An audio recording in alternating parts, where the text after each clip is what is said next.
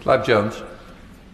Thank you very much, Mr. Speaker. In Wokingham, we have a really strong Hong Kong community. They tell me regularly how concerned they are about the growing threat of Chinese espionage and the influence in our politics.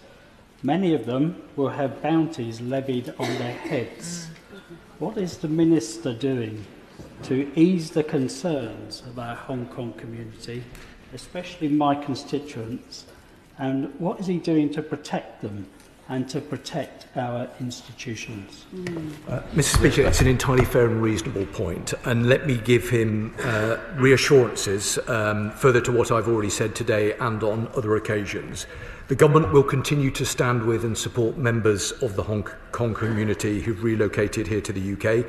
I recently met with members of that community myself, specifically to discuss their concerns. The Defending Democracy Task Force is doing a lot of work on our response to transnational repression, but if he has any further concerns, I'll be very happy to meet to discuss them further. Sir Julian Lewis.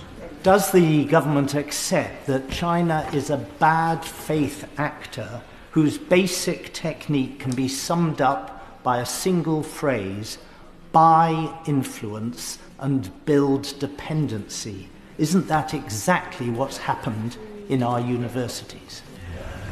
Minister. Well, the Right Honourable Gentleman who speaks with great authority on this matter will know that I am limited in terms of the way in which I can describe the nature of the relationship, and I've given him the characterisation as I think it's appropriate. We do have to be a bit pragmatic in terms of the world that we live in. We have to do what we can to secure our national security, whilst at the same time ensuring that we are engaging in a way that is advantageous to our country and our economy. Any government, the previous one, this government, has to balance those sometimes competing interests. But this government will do it in a way that always makes sure that we safeguard our national security. Sir Ian Duncan-Smith. Mr. Speaker, I'm great respect for the Minister himself, but I must say that listening to what he has said today, bringing forward this whole issue of the China espionage case, following on from the collapse spy case, following on from the Christine Lee case, and the other spying that took place here in the House, doesn't he look back at this and think this is peculiar? Because we've got Hongkongers here in the UK, now with bounties on their heads, threatened daily by China, dragged into illegal police stations.